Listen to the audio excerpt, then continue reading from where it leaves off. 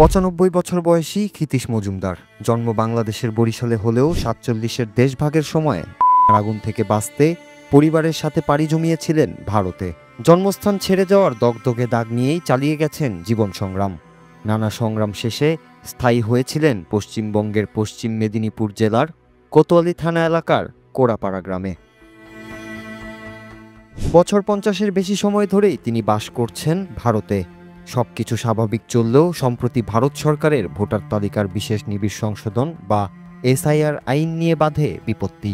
দেখা দেয় ক্ষিতীশের নাগরিকত্ব নিয়ে জটিলতা। এই বৃদ্ধ বয়সে এসে বাংলাদেশে পুশিন আতঙ্ক আর সইতে না পেরে গত বৃহস্পতিবার বীরভূমে মেয়ের বাড়িতে গলায় করেন এই বৃদ্ধ। শুধু ক্ষিতীশ মজুমদারই নয়, এর আগে গত মঙ্গলবার ৫৭ বছর বয়সী প্রদীপ করকে তার বাড়িতে ঝুলন্ত অবস্থায় পাওয়া যায়। তার ডায়েরিতে একটি নোটে লেখা ছিল যে এনআরসি এর জন্য দায়ী।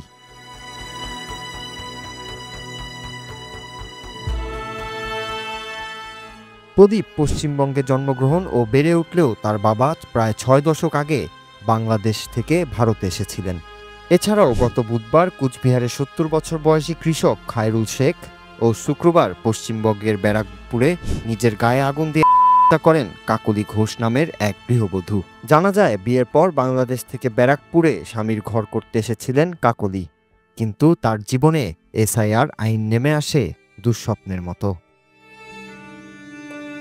এসআইআর প্রক্রিয়া শুরু হতেই পশ্চিমবঙ্গে ছড়িয়ে পড়েছে প্রবল আতঙ্ক।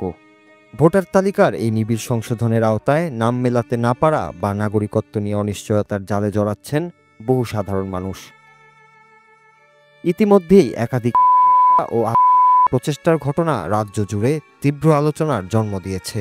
নির্বাচন কমিশনের পক্ষ থেকে বলা হচ্ছে এই প্রক্রিয়া কেবল বা স্থানান্তরিত ভোটারদের নাম বাদ দেওয়া এবং নতুন নাম সংযোজনের জন্য।